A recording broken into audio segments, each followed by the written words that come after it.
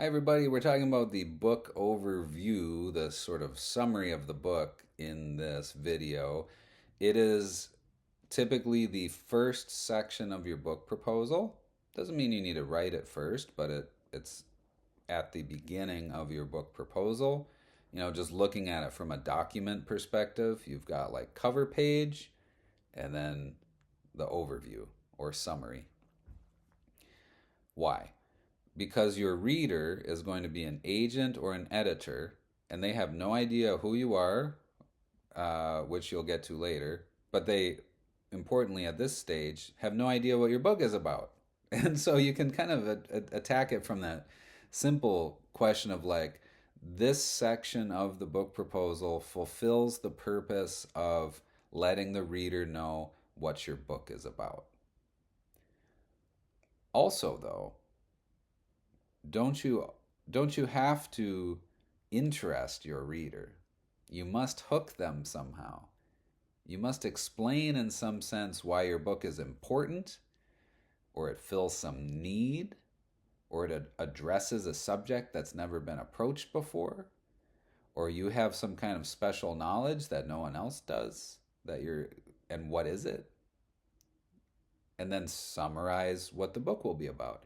Now, yeah, this is kind of, I mean, we really are literally uh, building the cart before the horse is born at this point because the book is not written. We're kind of imagining at this stage what the whole book will be about. Um, and so, because we're only writing in this class one sample chapter, and that's plenty, um, kind of use that as your guide, kind of like imagine that that's the book. And so what are you going to talk about? What is it about? And you could also like make some promises at this stage, cuz you can revise this document later on down the road and you can revise your outline down the road and so maybe dream a little bit like your book is going to explore the relationship between sustainable farming practices and the realities of industrial agriculture.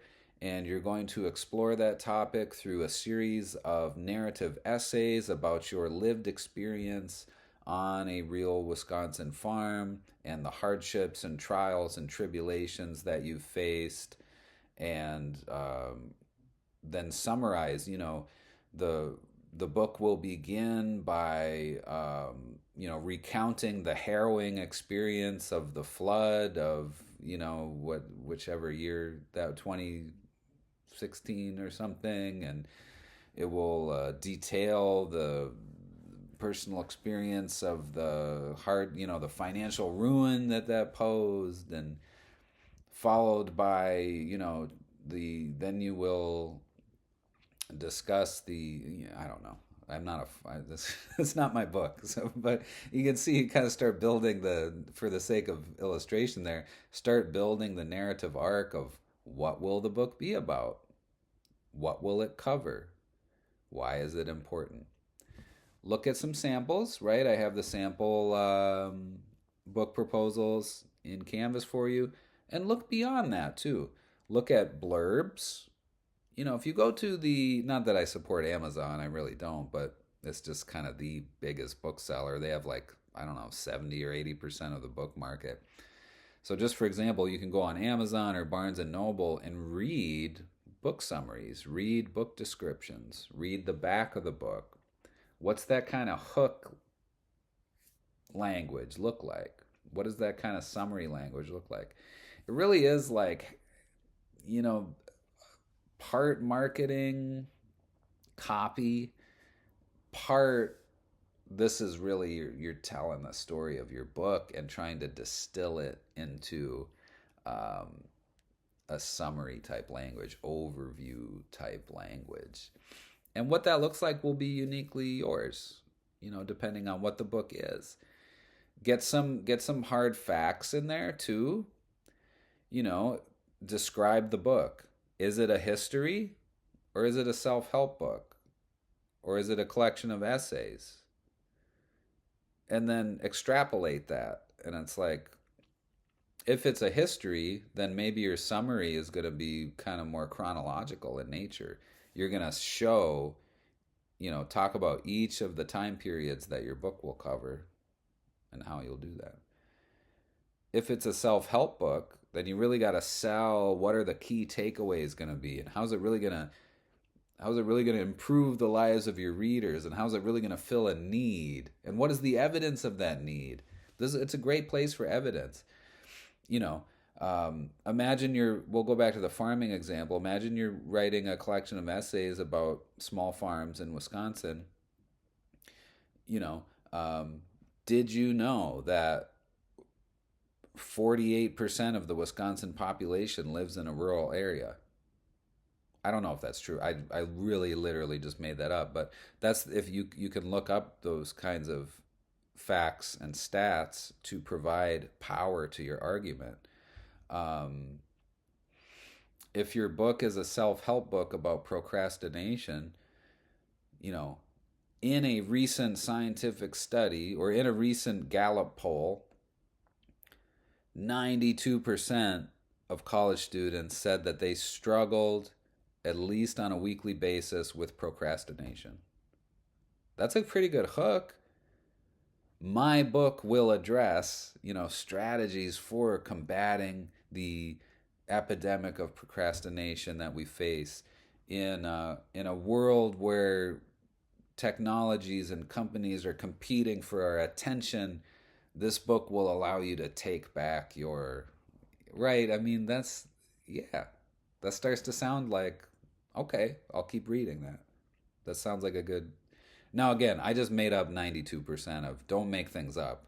Find the statistic. Find the evidence to support at a quantitative level why your book is important and who the audience is, and then get into, well, what's it going to be about? How's it going to fix that problem? How's it going to solve that problem? That's just one method. Your summary should be appropriate to the genre. Again, if it's a history, maybe it looks more chronological.